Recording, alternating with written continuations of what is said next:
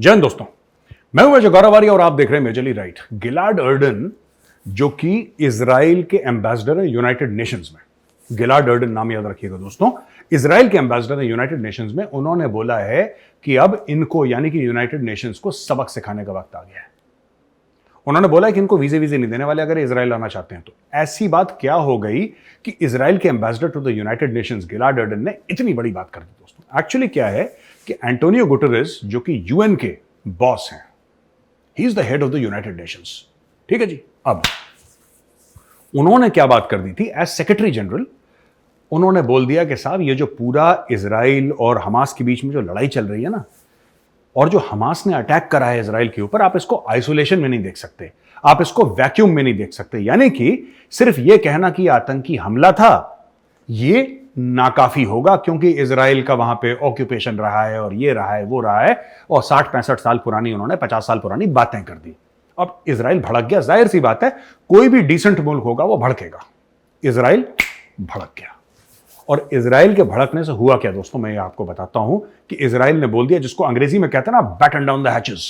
अब इजराइल ने बोल दिया ठीक है तुम आ जाओ, अब देखते हैं तुम कैसे घुसते हो यहां पे, राइट।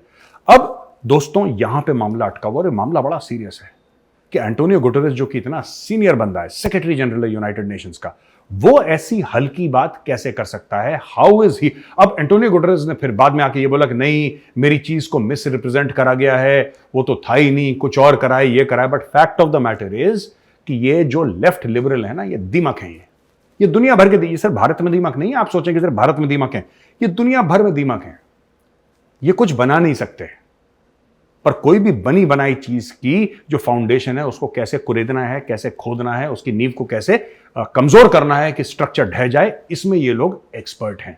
ये लोग आपको पाए जाते हैं भैया, ये लोग कहां पाए जाते हैं, ये विद्यार्थी के रूप में पाए जाते हैं यूनिवर्सिटीज में, ये कॉलेज में प्रोफेसर के रूप में पाए जाते हैं, ये मीडिया में बहुत ज्यादा पाए जाते हैं, ये एनजीओ में बहुत ज्यादा पाए जाते हैं, और ये सब एक इकोसिस्टम बना रखा है। और मुझे लगता है कि गुटेरेस का स्टेटमेंट मैंने भी देखा और मैंने भी पढ़ा उसके बारे में, और उसके बाद मुझे भी एक बात का यकीन हो गया यार कि मुझे लगता है कि ये भी वैसा ही है, ये भी वैसा ही है।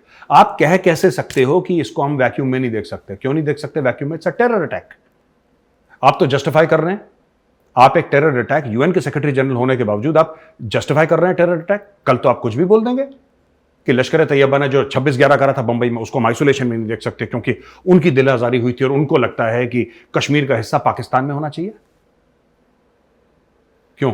मेरे हाथ में होता ना, मैं आपको बता रहा हूं, मेरे हाथ में इतनी सी भी अथॉरिटी होती, राइट, बिल्कुल मुरीदके के ऊपर बम मारता जो लश्कर तैयबा का हेडक्वार्टर है, वहां पे गिरती एक अग्नि और उसके ऊपर लिखा रहता विथ लव फ्रॉम इंडिया।